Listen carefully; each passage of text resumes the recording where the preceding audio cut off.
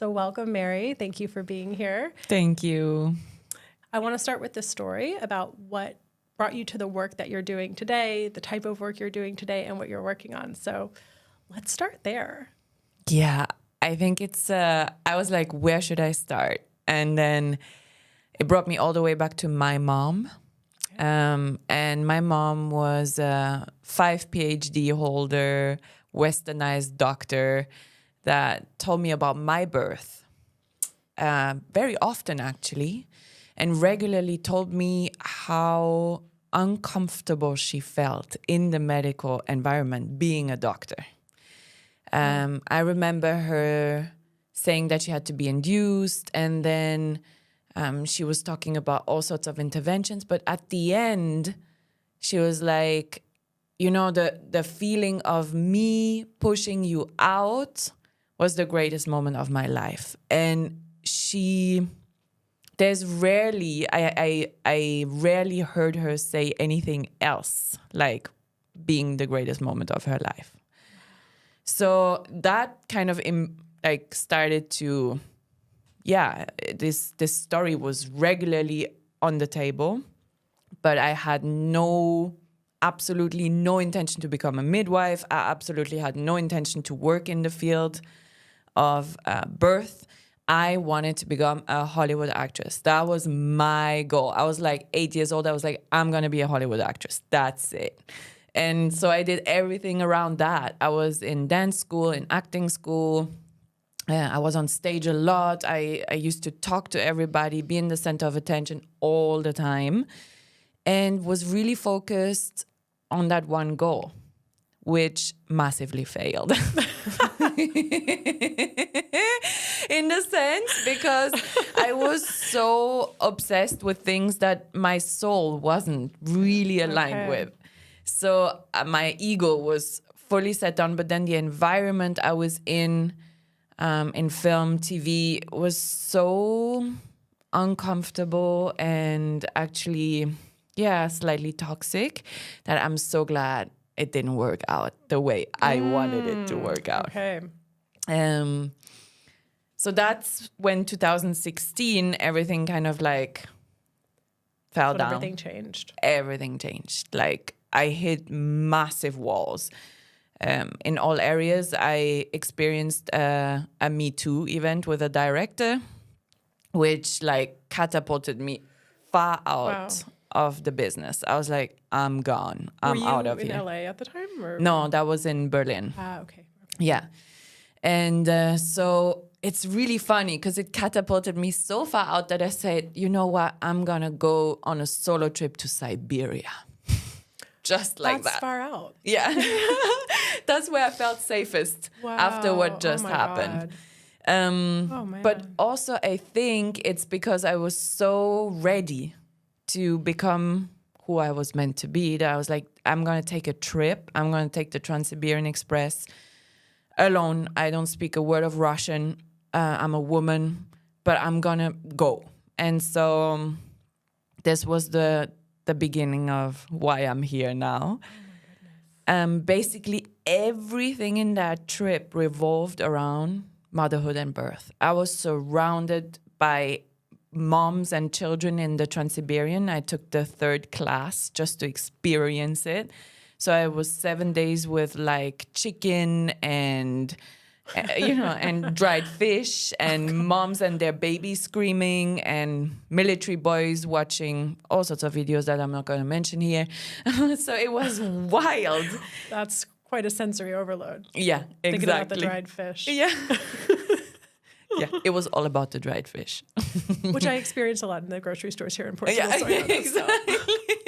No, it's intense. And you can't open the window for 7 days. So it was like everything was asking me to like ease into the discomfort of the unknown.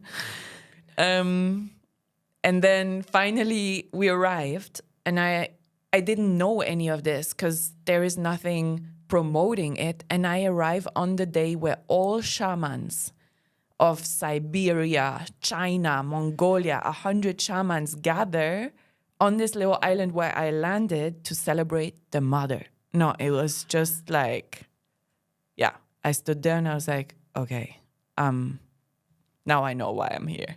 Like why you were drawn there. Yes, exactly. Wow. And so I met midwives, doulas. I was surrounded by, these mothers that were like so connected to their children, breastfeeding them in public, and it was so far out from what I knew. And I was just standing there observing, and I was like, something here feels right. I have no idea what it is, but it feels so right. The way they talk to their children, the way they hold them, And so I started asking questions. And this mom said, I had my child over there by the birch tree. I was holding that birch tree. I had my 5 children there. And then the other one tells me that she did this ritual for her baby to turn. And in the last moment it turned. And then she had a wonderful birth. And all these stories were like, I was like, okay, is this my next movie? Is this my, okay, so you're still thinking in that line. Yes, I was still thinking. I didn't know that they were actually programming me to my purpose. I'm still telling stories, but I was just bathing in this whole new paradigm of ancient wisdom and I saw in the eyes of children that something was different.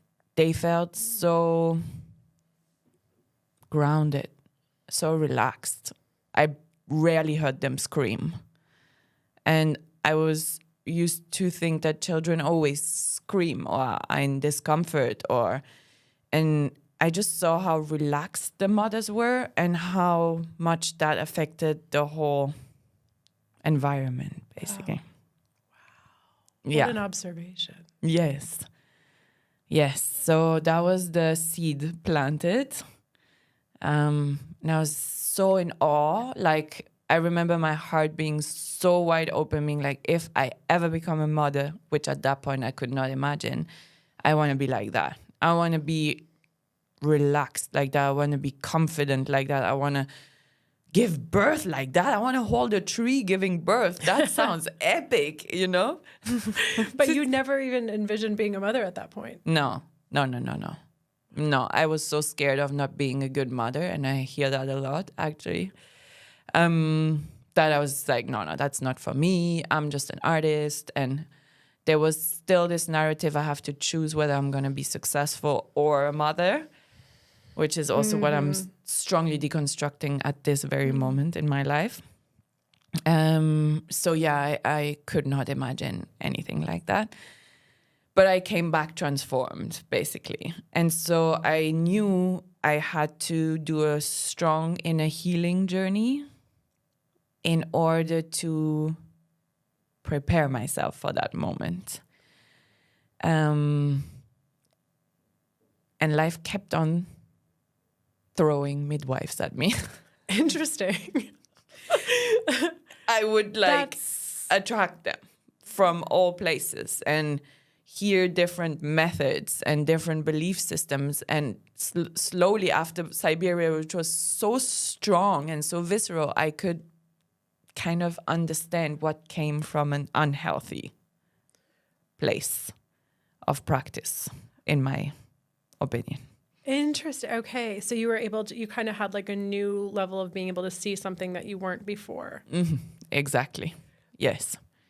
But when you left and as you kind of went into your own, as you said, inner healing journey, were you still looking at this from, this will be the next, play or the next thing that I produce? Or were you looking at it like it would be your work at that point? When did that shift happen? Oh, that was way later. Way later. Okay. So you're still just observing. I'm observing. Okay. You're looking at it completely from that point of view. Exactly. Okay. And then I founded an all-women theater company that was working with hypnosis, with trance.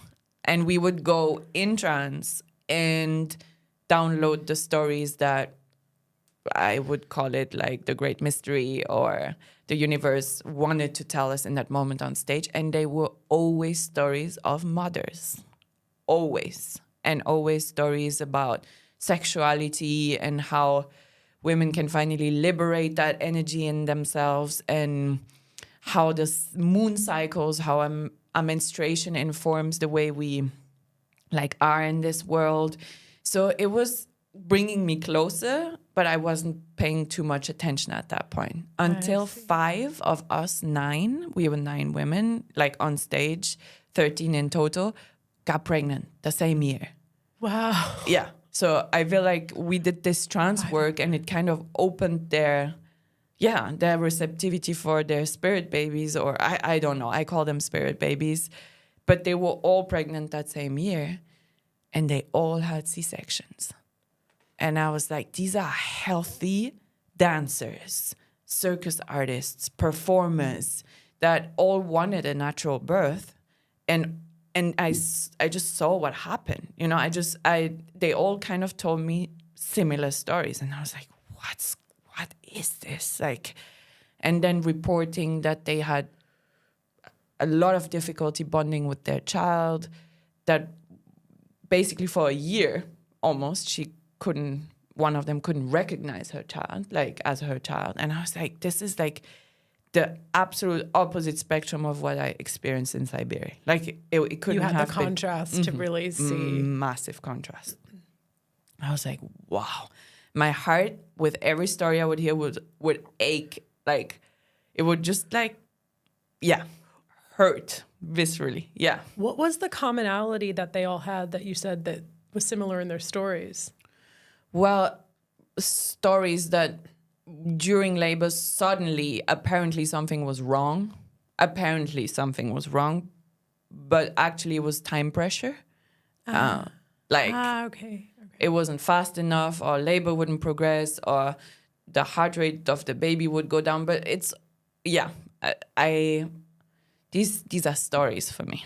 Like, after having given birth myself, now these are stories. They are the trance. Right. This is a trance that serves a purpose, the purpose of time and often money, but not the mother. It doesn't serve the mother. So you were learning all of this, and you were seeing all of this without knowing where it was going and what information it would give you or where it would take you, but you were just still in this observation role with it. Completely. As I hadn't given birth myself, I felt like I had nothing to say. Like, I was like, I can only listen. I can feel wanting to cry while I listen to you, but I can't give any advice. I can't say if it is wrong or not, or maybe the doctors are right. You know, there was always that doubt, the benefit of the doubt. You didn't have enough information. Exactly. But you were feeling something. Yeah, I was feeling that these, like, girls that really, like, they couldn't be healthier, literally. So there was no reason for any kind of worry. And so it's only then, when it was my time to become a mom, that everything really kind of like this whole information that I had gathered all over those years would be like, okay, now what? And now what is my way? What is my path? I'm not in Siberia. I'm still in Berlin. You're in Berlin. Yeah. Which is where you had you were working with the theater company, and where these 5 women had the experience that you just described. Exactly. Okay. Yes. And so my first encounter with the gynecologist was so significant, because I was like so proud of being pregnant. I remember being like, oh my God, I'm pregnant. I have spirit inside of me. I'm like, I'm connected to God more than ever before, you know? And then I enter the gynecologist, and she's like, wow, here's the paper. These are the 25 things that we're going to do. And just be ready. It's not a piece of cake. Like, but like, so like, and I'm just sitting there, and I'm like, what a disappointing experience. Yeah, but it was my blessing. I was like, okay. I looked at her, and I'm like, this was the first and last time that I see you. I Literally can imagine. like this. I was like, thank you so much. I'm never going to come back. And she's like, yeah, but there's no other. And I was like, yeah, but maybe midwife led. And she's like, oh, that never works out. And I'm like, okay, bye. Like, I was out. I could sense how the fear-based trance that this system operates in was like starting to like envelop me. And I was like, no. That's the induction, right? That's the induction. Here's something really scary. Amygdala is triggered. Now I'll tell you what to do. Exactly. This is how you'll do it. Here's 25 things. Exactly. I don't know anything about childbirth. I just know about hypnotic induction, and it sounds... But that's how it is. That's the induction. That's it. Okay. This is painful. This is scary. This is deadly. I mean, we're giving life. We're not in war. We're giving life. We're not on a battlefield. Just to put that back into perspective. Into frame, because when you talk about, you know, the risks and the threats, it really does set a frame, doesn't it? Not to bring it back to hypnotherapy again, but it is a trance. All of these things are trance-like states that we can get in around the belief and the narrative, and as you said, the story that you witnessed with the other women.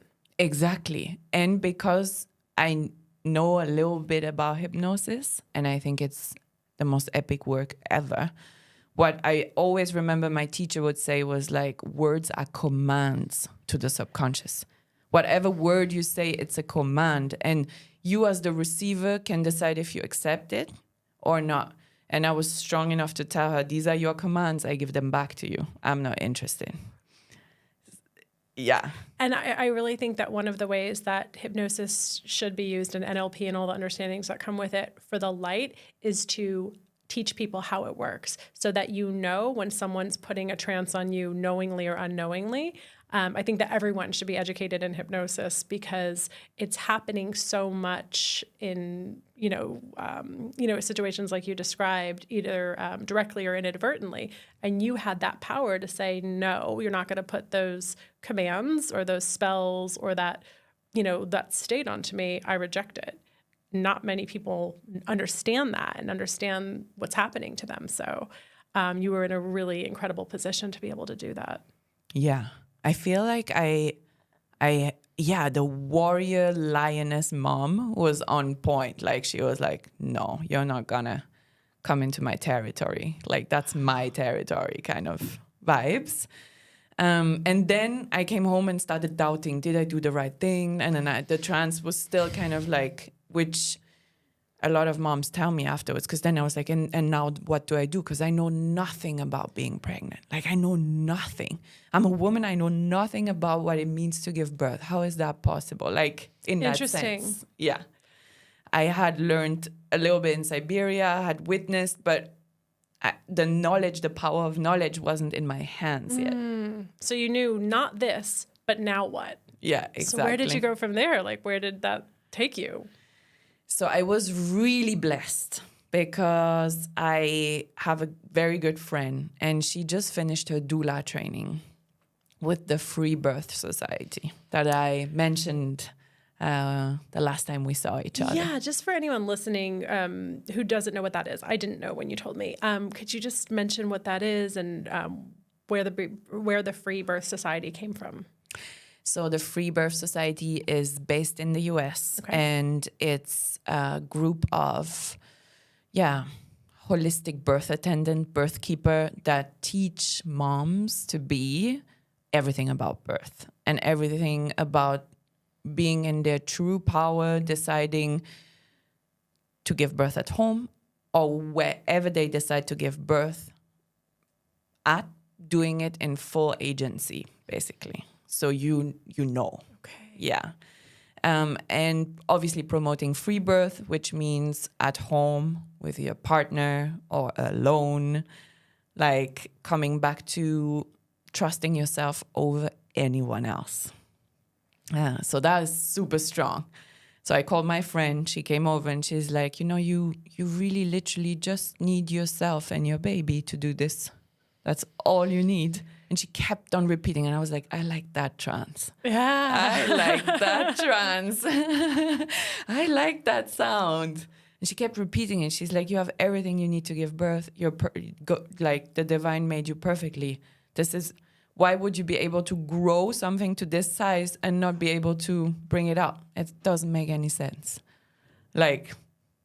Right. So that trance started to sit with me, and then she was like, from all of these tests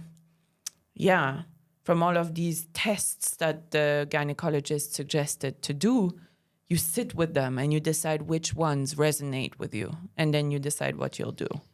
And so I saw it as a real challenge to really listen to myself. Yeah. I can imagine that was such a powerful shift versus like, here are 25 things that you need to do versus let's see what resonates with you and sit with it. Mm-hmm. It's such a different frame. Exactly. Yes. And yes, like many asked me, but weren't you scared? I was like, I was scared shitless. Okay, I was going to ask that as well. Like, of course, like it's extremely scary to consider, first of all, the huge transformation it is to become a mother and having to take responsibility of another being 24/7 for a long span of time. And the idea that I don't know who this is. It's inside of me. It's growing. I hope it's well. And at some point, it's going to come out. How is that going to happen? Right. How is this going to come out? Yeah, exactly. Yeah. Yeah. Yeah. Yeah. That's the part that I always wondered. And I can imagine that a lot of, when you're in a position of not knowing, and as someone who's not done this before, you're in a position of not knowing and fear. And, as you said, you were scared shitless. You want to know and you want to go where the information is. You want as much information and understanding as possible. And most of that information out there starts with like the woman you met at the gynecologist and that frame. So you can see how vulnerable women are in that position and without alternative information, how they end up really just in the place that you described at the beginning of the story. Exactly. Yeah, and women are busy now. Yeah, there's you're pregnant, but you're working full time. When are you supposed to learn any of this? Like it's true. Point. Like it's not like now you're pregnant, now you have 9 months and you can deep dive. Like it's some women do, but most have a full-time job till 1 month before birth. So I really now, before I continue with the story, I believe 100,000,000% that we need to start right before menstruation, when the girls are 11, 12, that's when the potential to be pregnant begins, and that's when the information needs to be shared, but like regularly. So the subconscious is already impregnated with the knowledge. And then when you're pregnant, you're like, I remember this is what I can do, or this are the options, or.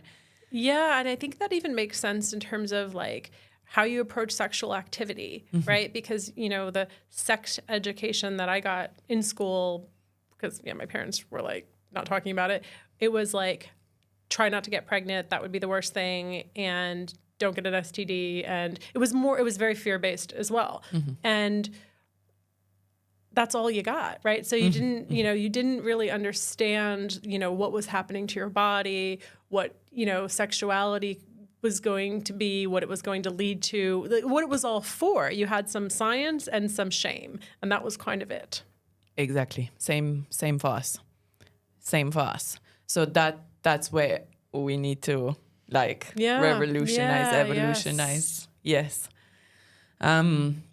So from that moment on, it was clear for me that I need to know anything I can possibly know about the subject and talk to as many moms that had the birth that I want to have, which was a free birth. I intended to have a free birth, so be alone at home with Lily's father.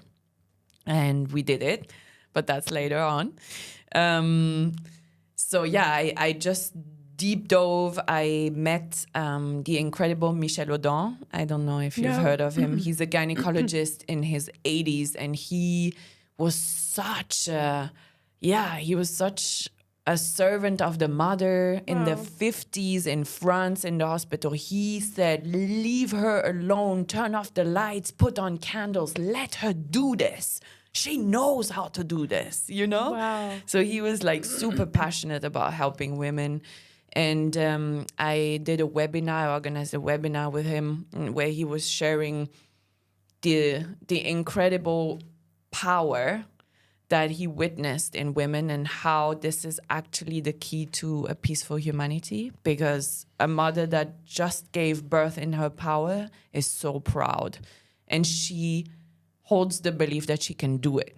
And with that belief, you go forward for the next 18 years, basically. Yeah. Right. That transfers on to the experience of the baby born and the subconscious and the life and the programs of the child, I can imagine. Exactly. It can be reprogrammed even if the birth hasn't happened the way the mother most desired. And it is good to continue promoting the most empowered. Yeah. You can see how this leads to a healthier society in general, starting here. Exactly. Which is where it all starts. Anyway. It all starts. Exactly. That's the first trance, It's the first trance for the child. It's the first trance for the woman becoming a mother. It's all a trance that happened. And birth is the most transcendental experience we can actually go into with breath work and 5-MeO DMT. I mean, this is the state of psychedelic experience you can have when you let birth do what birth knows how to do. Wow, that is not something you normally hear. No. Right? No, that's not what the gynecologist told me. What to expect when you're expecting. Exactly. A freaking epic trip. Wow. Yeah. So how did you get in contact with this doctor?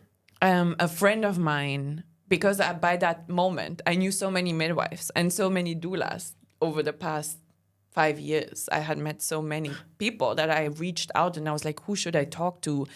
Like, I want to do this. Who can help me? And so I got all the contacts I needed. And by the time I was like 6 months pregnant, I was like, yeah, I got this. Like, you really at that point were like embodied it. You knew it. You had the information. Yeah. And here I want to share one of the techniques that most supported me. And it was one of the midwives that I was working with from Brazil. And she said, what you need to do is every night before you go to sleep, you connect with that moment just after birth. So you're in your home, you hold your baby. Your baby's latching onto your boob, drinking your milk, and you tell her father or his father, wow, that was an amazing birth. And you just repeat that trance over and over. The birth is done. It's done. It has happened. It has happened the way you wanted it to happen. And you keep telling your husband or your partner or the father or, whoever's there that this was amazing. So I did that. And that kind of reprogrammed my entire being to, it already happened. I already gave birth. It's done. Yeah, you were future pacing, which is a great hypnotic technique. Exactly. I was future pacing. Yeah.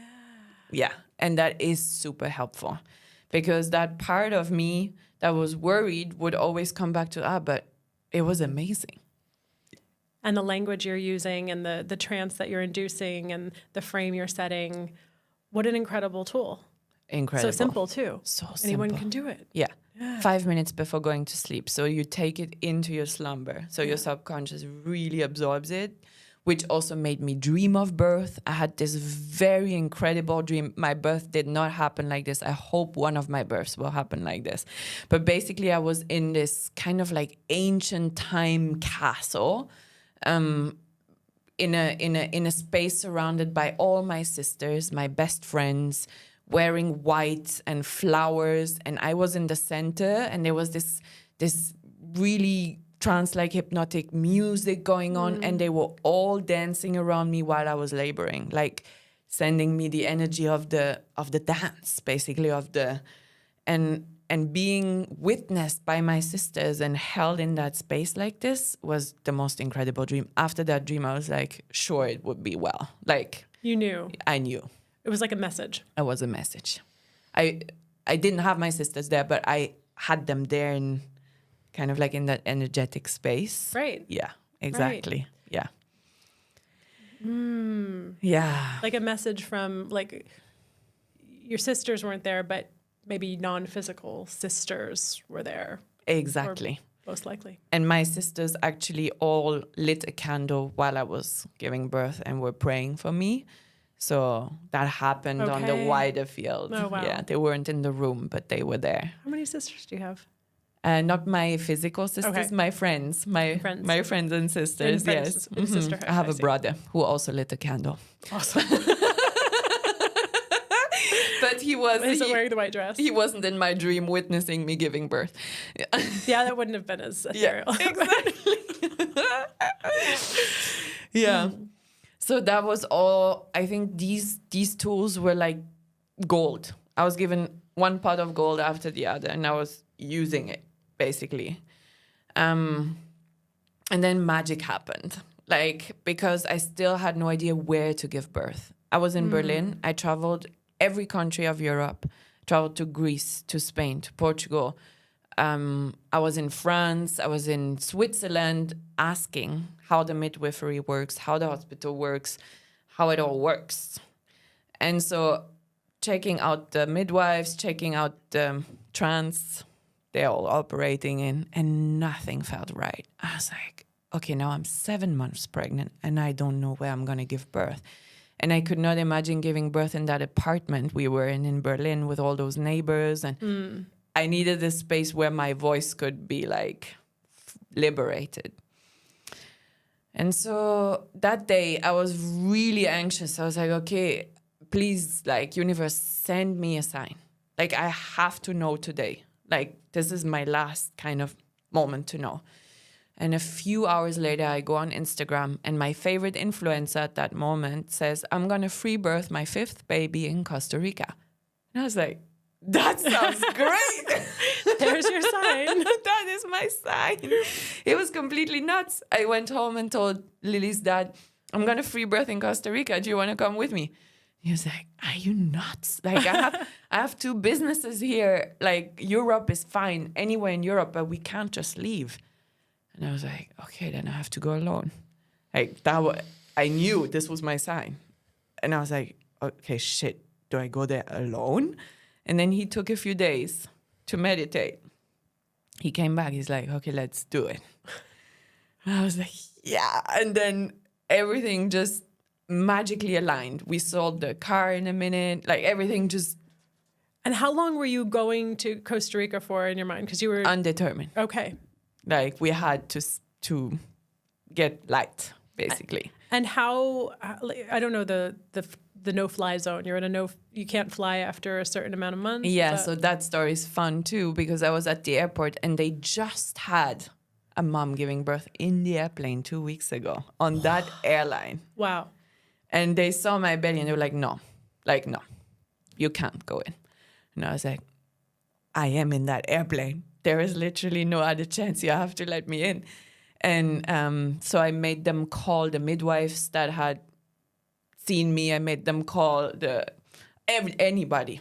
I made them call everybody to tell them that I'm fine, that I'm not going to give birth, that I'm safe. You're at the airport at the check-in desk and you're having to call midwives to get on the plane. Oh my God. How stressful. Yeah. But you knew you were getting on the plane. Yeah. And then at some point he was like, oh, she's calling the 10th person. Fine, go in. like you know, he knew, like, he saw that I'm not gonna go take his no. Okay. Yeah. Yeah. Chopper. But yeah, it could. Was it the pilot or the desk? Okay. Yeah. He called the manager and manager said, no. And then, but there we are. We're in Costa Rica. And we land 2 houses away from my favorite influencer. No way. The one who you saw? Yes. Okay, wow. She just gave birth and comes to my house and tells me, even after the 5th free birth, there's that moment in birth where you get really freaking scared. Even me, after the 5th birth, in the 5th birth, I was really scared. You kind of feel like you're going to die, and that's okay. And I was like, great. Nice to meet you. Yeah, nice to meet you. But that was the last missing piece I had to hear. Okay. Because that's exactly what happened in childbirth too. And I heard her words, I wouldn't have handled it that well. Ah, okay. Because that's really a common thing.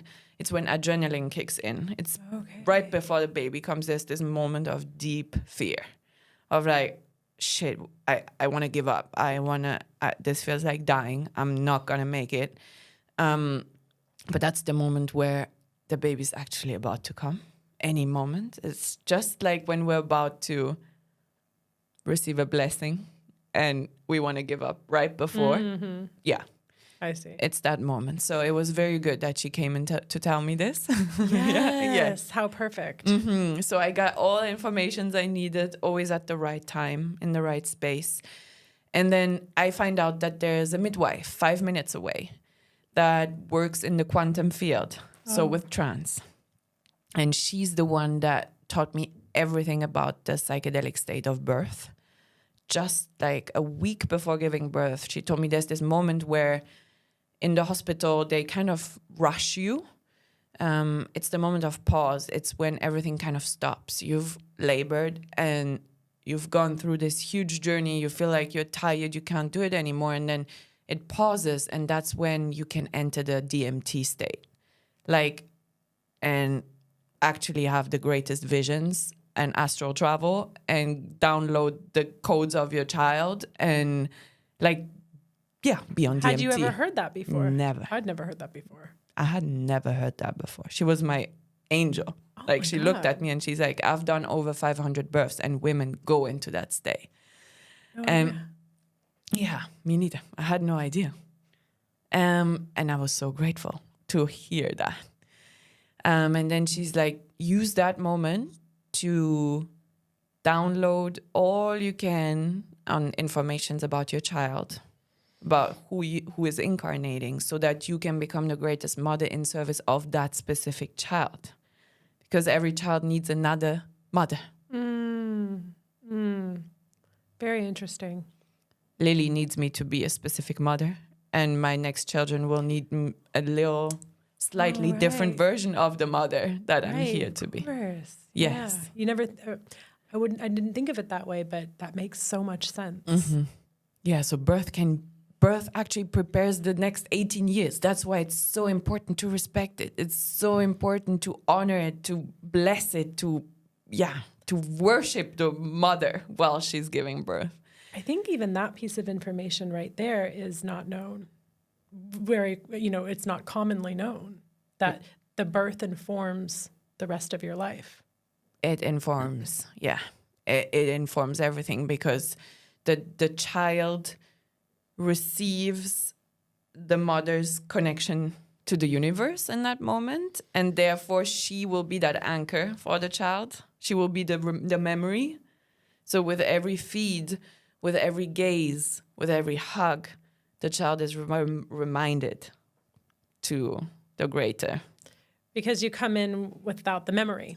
Exactly. You come in with no memory. Exactly. But you're still, when you're a baby, you're the closest that you've ever been to that memory until a certain age. So that makes a lot of sense in the context of the type of hypnotherapy we both do, and regression and early childhood regression, past life regression. Exactly. Yeah. Yeah. It's that crucial moment of transition, yes.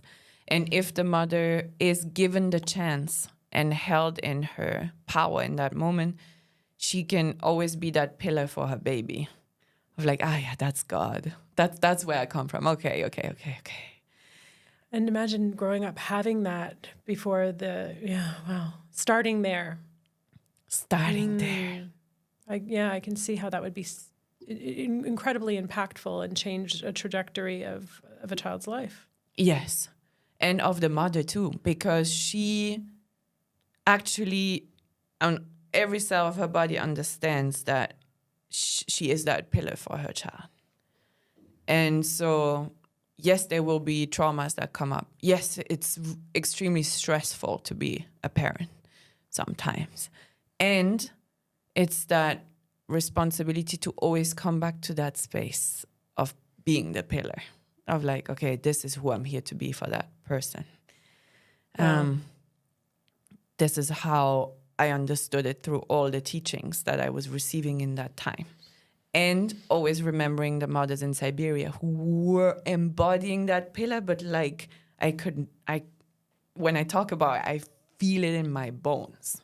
It's like that peace, that solidity, that. Yeah. And you had actually, you'd seen an example, like you'd seen and felt the example of that before all of this happened. So you actually had a visual feeling representative of what that was supposed to be. Exactly. How perfect, how incredible. Yes. So blessed. And that reminds me of the movie that I really suggest everyone who wants to give birth anytime soon or in the future should watch. It's called Birth as We Know It. Birth as We Know It. Yeah. It's extraordinary. It embodies that. And it's a Russian movie about birth from an incredible midwife that brought 40 expecting moms to the Black Sea to give birth with dolphins underwater. And just witnessing it creates a beautiful trance, because it shows how birth can be like, and birth as we know it in the water, in connection with nature, in I will harmony. link to that in the notes of the podcast episodes so people can find it. Yeah. Birth as We Know It. Exactly. And the other book that I absolutely recommend is Free Birth by Sarah Schmidt. But I'll share all of these so you can link and I'll them. put them in the links. Yeah. Mm-hmm. So you've just learned of the psychedelic potential of your birth. You're how many days out at that point? How many weeks? So I think this was 10 days before giving birth. Yeah. Okay. Well, yeah. Everything just came at the perfect time. Perfect time. Isn't that interesting? It's magic. Yeah, it is. It's a magic. If we allow it to be magic, it's pure magic. And then following situation happened, Lily was upside down. Okay.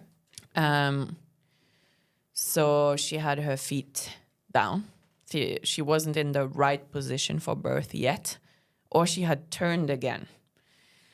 And that started to worry me, because there's one thing to give birth naturally with the head coming out first and free birth. But like breech there's another trance around breech, and I was still in that trance because I didn't plan for that. And so I went to see the midwife that was there, and she was like, she's just here for a message. She's just here to tell you that you're still very scared. So if I was you, I would sit tonight with all my fears and then see what happens. And she was this kind of like magical fairy witch out of the woods that would tell me all these things, and I would go home and then journal on my fears, and it was actually 5 pages of fears, and I was like, right, okay, yeah. And then I just sat with those fears of like, fear of like, becoming this woman that is tied to a child for the rest of her life now. I didn't know if I could be that woman. I love freedom. I love to run wild. I love to do whatever I want whenever I want. So 10 days before birth, I was still there, and I was like, okay, we really need to face it, because there's no going back now, you know.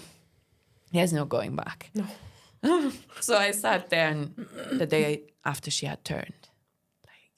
After you went and processed she turned. She was ready for birth. Like, it is freaking magical if we allow it to be. They have messages for us, our babies. They're like, okay, mom, look at this. Look at it, please, because what we're about to embark on is huge. So look at it. So I was so receptive. When I trusted a practitioner, I was really receptive and would embody and act upon all the... Yeah, because you want information. Exactly. But you want the right it in one. the right way, in the frame and the paradigm that you knew was the one that you wanted to experience. Exactly. Yeah. And how incredible that you were always drawn to the right person or the bit of information or the place. And well, I want to come back to this after your story about how do you get into that place of allowing it, because that's I think another subject of being able to hear the intuition and the messages that you're getting. Shall we tap into that now? Let's do it. Yeah? Yeah, I think it's a really useful part of the conversation, because I think that, as we said, you're in a place of vulnerability where when you're scared, you need information, like, how do I do this, right? And most of the information out there most of the information out there and the authorities of the medical system is all you have. So how do you reject that, get into a place where you're listening to your intuition so that the right people come along in the right time and trust that that's actually going to happen? That's a very good question. So in between trusting, I literally really often thought I'm completely insane. I think that's part of trusting. I think like I'm completely insane. And then I would have a phone call from my mom, who's a doctor, who I would tell that I'm not going to the hospital. And who would say, you're completely insane. I was like, that's the voice of my mother in my head. Great. I was like, okay. So trusting actually feels like deep peace. There's that, like, I feel like when it's true, when it's really right for me, when it has my best interest, I feel an incredible amount of peace. When I'm trying to convince myself about something that is actually not really right for me, I feel really anxious. And that's how I know. That's how I learned to know in that time. If I was in front of a practitioner where I would like start to move like this and actually look to the door wanting to go out, I was like, that's me not trusting. That's good. Good sign. Thank you.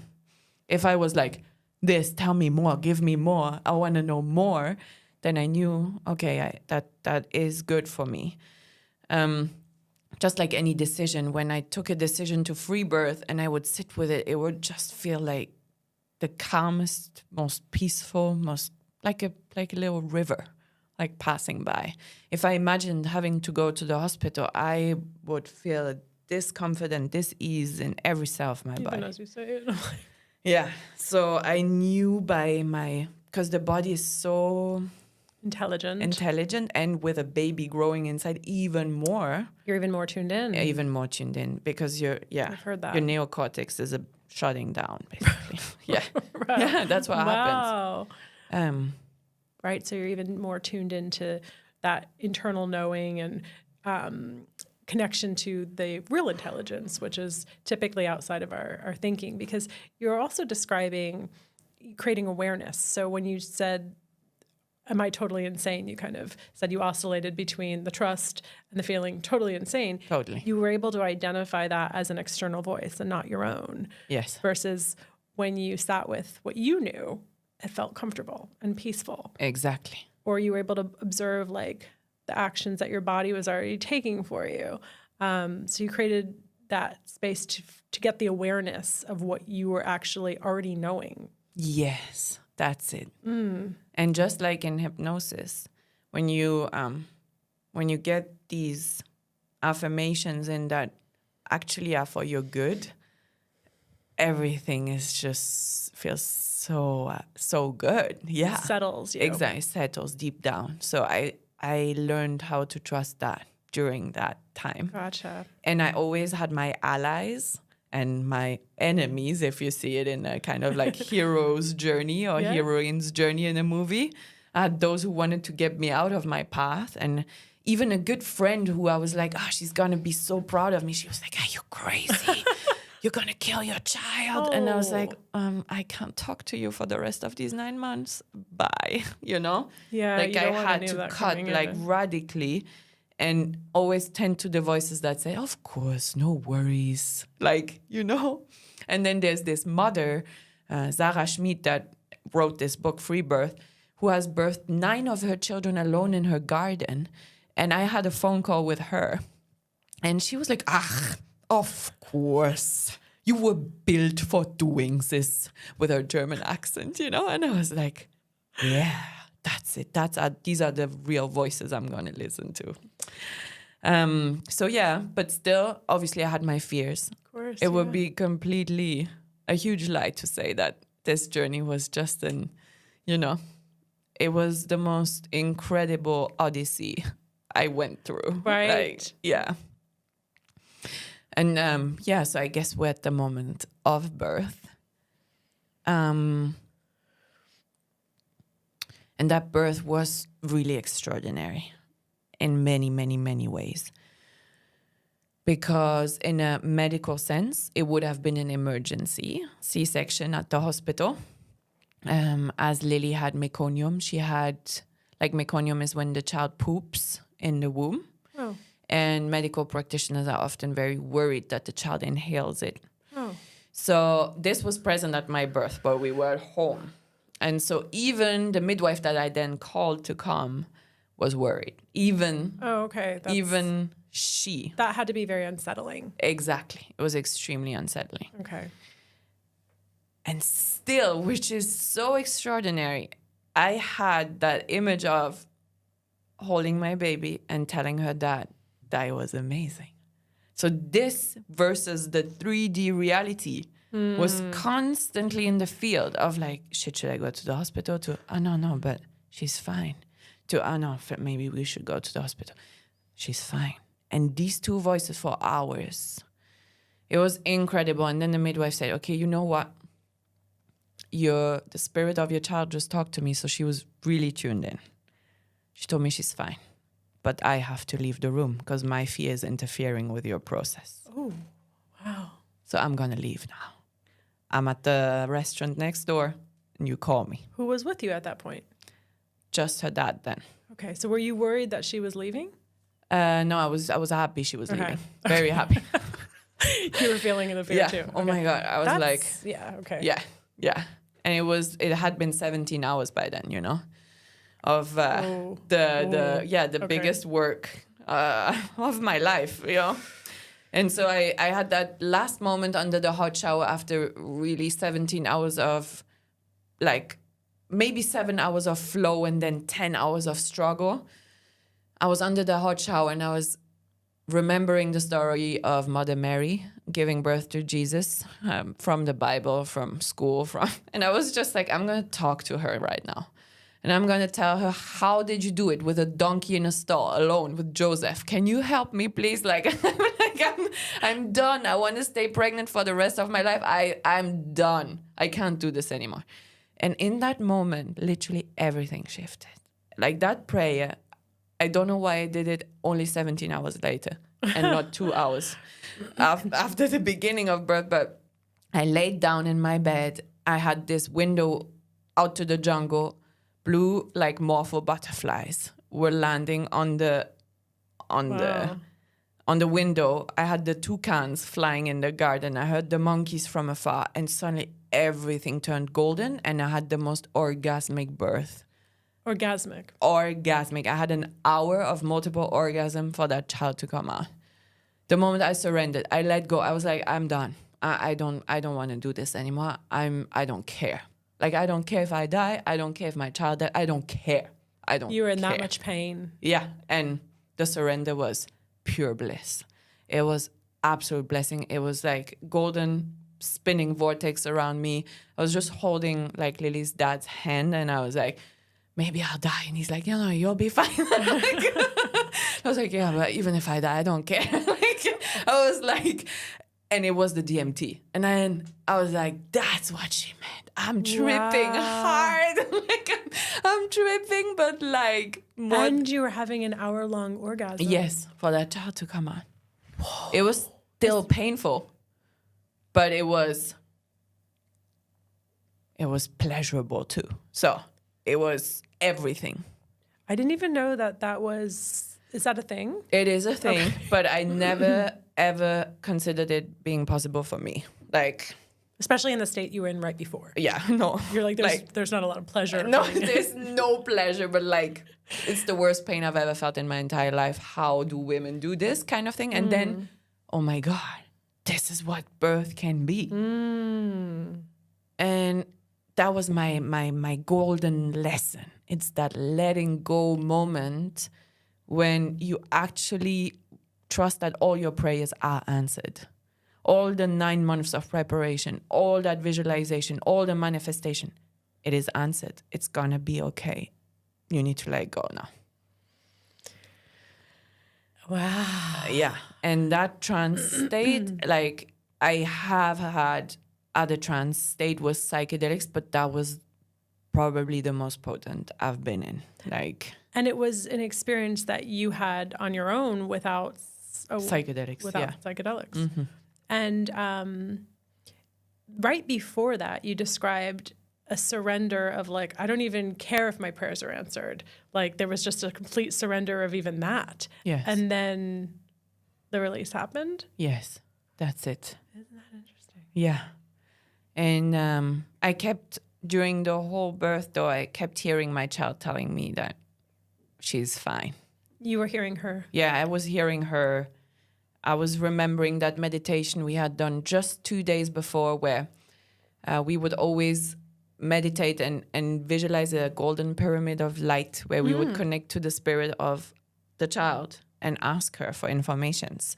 And so her dad asked her about birth, how she feels about birth, how is birth for her.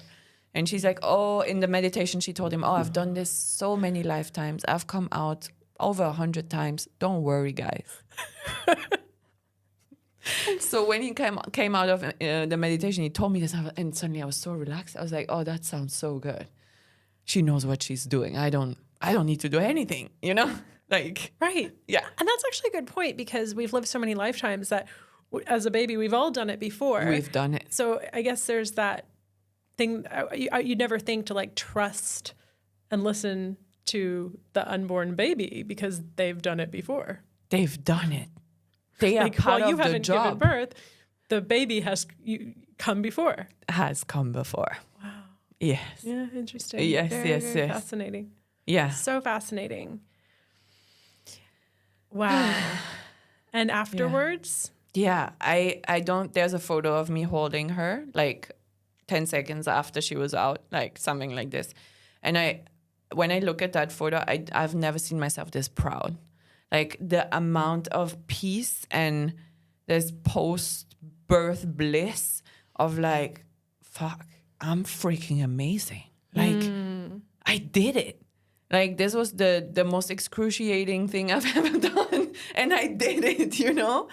And at the same time, the most godly and the most mundane. Like 7 billion people on this planet. They were all born, you know? Like, it's the most mundane, the most extraordinary. It's everything. That's an interesting juxtaposition, isn't it? Right? Mm-hmm. Yeah, that's how it felt. And that call to my parents of like, we did it. And them telling it to everybody. That really proud. Oh, wow. Yeah, but it's only once it's done that you like can relax and exactly and celebrate. Yeah. Celebrate. Yeah. And then the high dose of oxytocin that kicks in, the love hormone, which is the hormone that binds you to your child, and that symbiosis of mother-child in that hormone of like, oh my God, this is my child. Like, there's no one else's child. It's my child. Like, wow. And that's a really important moment too, like to honor and celebrate. And in the hospital, they often rush into cutting the cords, washing the blood off. No, you have to like give that bubble space and time for the mom to be like, come back for her trip. Right. Calm down. Back from the trip. Yeah. Huge trip. Wow. Calm down of like, okay, the trip brought this gift. This is mine. Like, yeah. Wow. What a way to put context around the after experience. Yes. It's huge. This is for the rest of our lives. Yeah. This is the first moment for the rest of our lives. So I always imagine there's this circle as we know it from the fairy tales of fairies, of like flowers, of like essential oils, of food being brought, of all these gifts of like happy birthday, you know, because that's what it is. Happy birthday. You were just born. Happy birthday. Instead of, the way they are welcomed in other circumstances that doesn't feel quite right for me. Yeah. I mean, you talk about bringing the sacredness back to birth. Yes. And the experience that I think is so common doesn't feel like it's honoring that sacredness. I mean, it's the whole process that you went through. It honors the sacredness of birth, but even in that moment afterwards, as you said, the baby's taken away and cords are cut, and it doesn't really seem to respect that. And in the new paradigm of birth that you're talking about, it's a remembering of all of this sort of, sacrosanct information that we just don't really talk about, or isn't really known, or seems to be forgotten or hidden or seen as woo-woo or something, right? Yeah, and it's funny, right? In any other area, like big corporate CEOs, we tell them, trust your voice over anyone else's, right? Trust your intuition when you make big decisions. Like, these leaders are being trained to cut out all that they don't want to hear. Cut the noise, yeah. Cut the noise. And it's the opposite that is being trained for the mother. It's like, listen to all the other noises, because and so it's the same in every area of life, right? It's like, and I think it's common in the medical system in general. It's like, oh, don't listen to your body, listen to your doctor, listen to this authority. You don't know anything about your body. You need an intermediary to tell you what to do. Yeah, there are few doctors out there that are on point now. Yeah, that's a whole wider. But yeah, if generally we could allow the mother to come back to herself first and foremost, and to understanding what a hero she is. Like, she's a freaking hero. Like, she's amazing. Yeah. Wow. Yeah, she is. She's the pillar between heaven and earth for the next generation. That's huge. There couldn't be a brighter position. Right. Yeah. Yes, and that frame and that foundation that you're describing, and remembering that going into it is so important. Mm-hmm. Yes. And one of the things that you talked about that I wrote down that I wanted to tap into was that you were talking to Lily before she was born. Mm-hmm. And how did you do that, or how were you able to listen? It's, my connection to hypnosis and trance states that I think are highly beneficial to connecting to our higher self and to the higher self of our child. So suddenly there's not only my higher self that I would hear, but I would hear another higher self talking to me. And first, when I was in trance states before becoming pregnant, there was this one moment where she came in very clearly and she said, I have to be born this year. And these were her words. Before you were pregnant? Yeah. Okay. Okay, that's interesting, because I know women who talk to their spirit babies who are not pregnant. So that's also very, very interesting. So she came to you before you were pregnant? Before. A week before. Okay. Wow. Yeah. Were you trying? No. Okay. I met her dad a month prior to this. Oh. I just knew him for a month. So it was completely out of the blue. No plans at all. Wow. But then he heard her voice too. What? Yeah. So, because when I shared this experience with him, he said, okay, let me go sit. Because he was also deep into the meditation work. And he came back, he's like, yeah, this spirit wants to come. And we are her parents. Although we don't know if the couple will last. We don't really know each other. Like, there was a lot. I wasn't certain he's my man, like, which then turned out to be the case. But we had to be her parents, which then ignited a desire for each other for the next week. It was a conception week on Valentine's Day in Brazil, Rio de Janeiro. Wow. Yeah. It was like... And Carnival. Right? Yeah, exactly. And we were like consciously calling her spirit in while making love. We were like, come in, you can come in, you're welcome. And no, it was the most extraordinary experience because we did. Did you know at that point that you wanted to be a mother? At that point, I had accepted that if it happens, I wouldn't be as bad as I thought I would be. Okay. So you were entertaining the idea. Yeah. And I was admiring other mothers prior to that. I was more surrounded by mothers and midwives and all of these. Yes. Yeah. And I was like, this feels good. this feels nice. Okay, yeah, this feels nice. Yeah. Mm-hmm. Wow. Yeah, and in that entire space of like talking to her, faith has strengthened. Because I realized that no matter what happens, it's about us two in the end. Nobody outside of us two can understand what's going on, truly. Right. Like, it's like, yeah. Yeah. And it's like you said, the higher selves were having a conversation. There was a soul contract that was to be done. And you're just here living that out with her. Exactly. So that was super fun because she said in those words, and in the first weekend that I was pregnant, the moment I got pregnant, I knew I'm pregnant. Like it was the conception happened and I was like, I'm pregnant. Like it was super clear. And then her voice kept coming and saying, with your mother, it was all about karma. With me, it will be all about dharma. Focus on the dharma now, on your mission here on earth. I will bring the light. I'm here to bring the light. It's going to be bright. It's going to be joyful. It's going to be good. And I was like, I could really ease into this because I had, really the anxiety that I would reproduce what I had with my mom. But then that made it clear that we had a totally different story.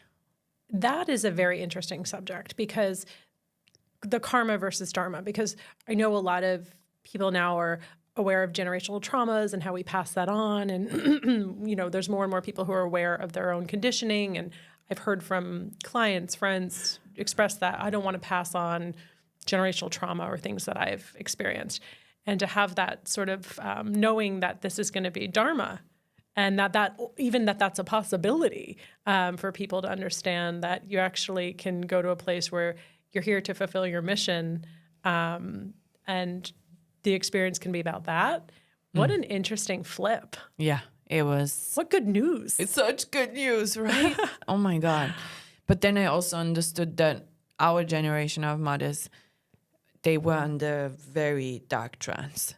Like most mothers were under very, very dark trance of suffering and which created these toxic behaviors. And like I rarely hear girlfriends saying they have a good relationship with their mother, which tells me that something happened because all these women can't be bad women. Like they weren't. Something happened. And I feel like we're breaking out of it, like completely. And therefore liberating them too, in a way. And for the next ride. Right. If they choose to come back. But yeah. So let's talk about the Dharma. Let's talk about your mission and your purpose and the work that you're doing now that all of this brought you to. Yeah, so in that moment of big DMT trance in birth, I had that vision, not only of my child, which was extraordinary, but I had that vision of a musical. It's like it brought me back into the entertainment world in that very moment, and it made clear why I had become an actor, why I had become a writer, why I had done everything that I had done before. And I just had that vision of mothers dancing their births on stage and rapping out their experiences and sharing the sacredness of birth with the world, like big time. So I came back from birth and I was like, yeah, that's it. Yeah, that's it. You came out and were like, I'm going to do a musical. Yes. I've never done this before. But and you said rap? Yeah. So, for those who love musicals, I love Hamilton. I loved how Hamilton was done. I love that rap can put you in a trance. Yes, it can. A lot of words are used that are like commands. And the rap I've listened to isn't the best trance. It was quite misogynic and very butt and tit focused. Yes. Yes. I always said my favorite album was Chronic 2000. And then I listened to it more recently and I was like, oh, interesting. That's what I was programming myself with. Yeah. Great beats though. And that doesn't change. So exactly. But those put the words in, don't they? Yeah. And I also have a feeling that birth needs to lighten up a bit. And with that genre, with that vibrancy of circus and dance and song on stage, birth can be elevated to a new frequency, which is the purpose of this show. Wow. So that anyone that comes in that plans to become a parent or re-become a parent with a second pregnancy, or is a teenager and has no clue, but is there because school brought you there, we'll get the chance to experience what it actually can be. And this will actually honor all areas, so the scientific aspects of birth, honoring the medical practitioners and the hard work they do to the extent that they can, yet offering the opportunity for them to honor the mother in a whole new way and talk to her in a whole new way and honor her decisions in a whole new way. So we will portray hospital birth, home birth, free birth. We will portray all sorts of birth. There will be mothers who had C-sections and are trying a natural birth after C-section. There will be all sorts of births portrayed, yet with the option for practitioners to see, I can do this in a sacred manner. I can hold space for her while she's going through this and still be on time if I let go of it, just a little bit. If I understand that birth has its own time and that's not what it is about here. It's about her. So this will be the premise, that everything is welcomed and in gratitude that it exists, because yes, it has enabled new ways of seeing birth. Yeah. And, how do you shift a paradigm through conversations, through culture, through art, through bringing new ideas, right? Like that shift needs to come with all this new understanding or ancient understanding that's been hidden, and that sort of trance state and that sort of those spells that were cast. That's it. As they start to sort of disassemble. Yes. And the new paradigm starts to rise up, it needs to kind of percolate, right, into the culture. And I love that you're doing it with art, because, we can sit here and have this conversation and it's information, but when you do it in a way with music and visualization and rap, it's like it really starts to set a contagion. And I think that's so important right now. Exactly. It becomes that song that you can't get out of your head. Yes. Exactly. Yes. And it reprograms. I mean, you're reprogramming the collective through your art into something that's so beautiful and so necessary. So I think it's just amazing. You. Yeah. What is it called? Do you have a name for the musical? So the musical is called Magic, and our website is magicthemusical.love, because that's what it is all about, really. And I feel like as we transition from the fear paradigm back into love, all answers will come to all moms that need be. And that's what I want to say. I'm not like promoting free birth. I'm promoting a deep trust of the mother in herself. So even if her intuition says, I need a doctor, then that's it. Then she needs to listen. But that coming back to that listening is the first place, from a place of love, not fear. Yeah. Because when that intuition says, I need a doctor, and it's calm and it's clear, then that's it. Then that's what needs to happen next. But if it is chaotic and frantic and tense, then that's not the right information. Right. And that fear paradigm that exists in childbirth, in so many things that we're trying to, I think, shift out of, because I think the big things that we're trying to shift out of are the states of fear, guilt, shame, and scarcity. So when we can do that through one of the most natural processes that happen to a person, we can really start to set that contagion into other areas. And I think that's one of the most important shifts, the one out of fear, because when you're in fear, it's so easy to go into the state of trance and the fear program and the survival program. And you need information. That's the way our brain works. When our amygdala is triggered, it opens up to become more alert to get the information of what do I do next. And when the only information is something that just promotes more fear, it's such a disservice. So when we're in that vulnerable state, when we can say, okay, where can I get the information? And there's a new level of consciousness around it. That is huge. I mean, that's going to have such incredible impact. So thank you for the work that you're doing. It's like, I feel so grateful that this is my work. I couldn't What a mission. Yeah.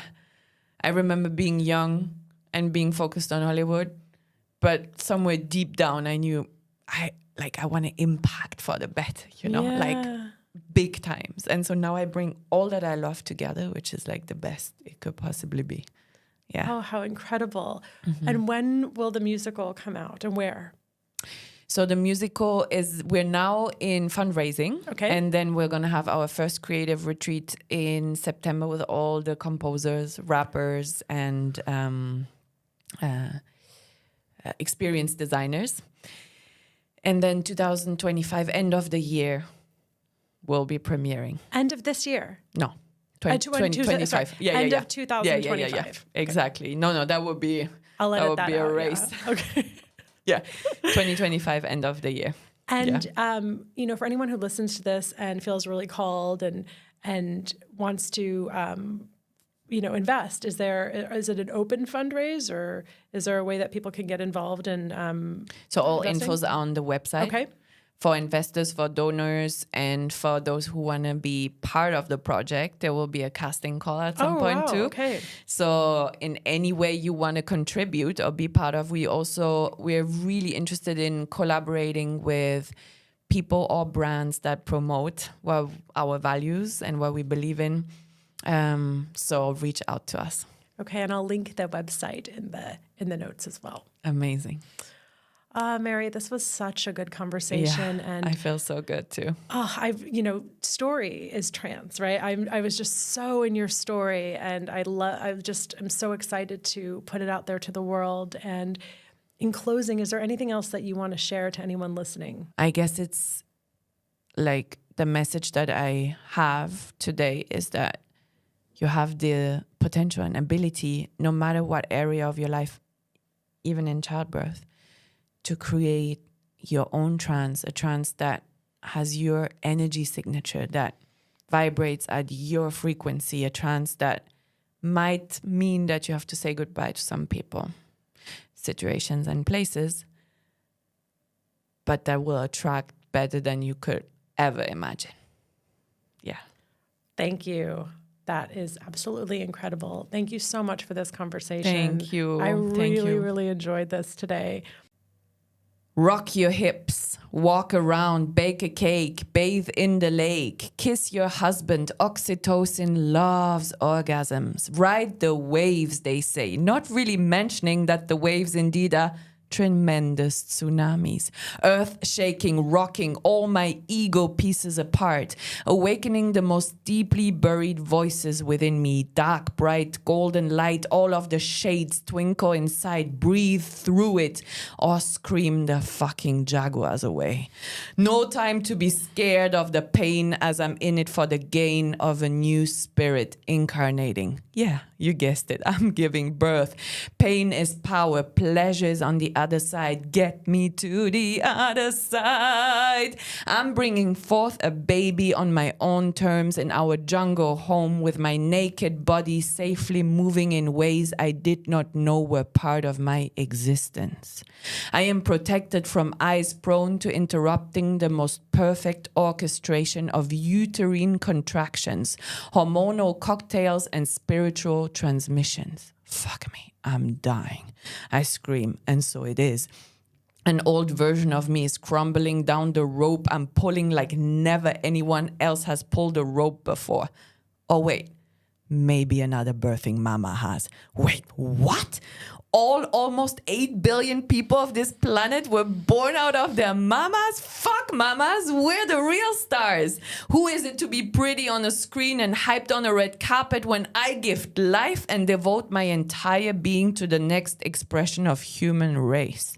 Another wave hits the shore. Baby is in the birth canal. Raw. By then, I must have been centuries under the hot shower praying to Mother Mary. Hey, Mary, you that gave birth to Jesus with a freaking donkey in a stall under the Milky Way, please take over. Come on, do it for me. I'm done. I'm okay staying pregnant forever, maybe even better. This being said, I tremble my way back to the bed as the jungle around the house becomes as vibrant as a psilocybin 5-gram hero dose. Monkeys, toucans, and butterflies kiss the front window to welcome my newborn after 17 hours of consistent tsunami management. I command you, Mama.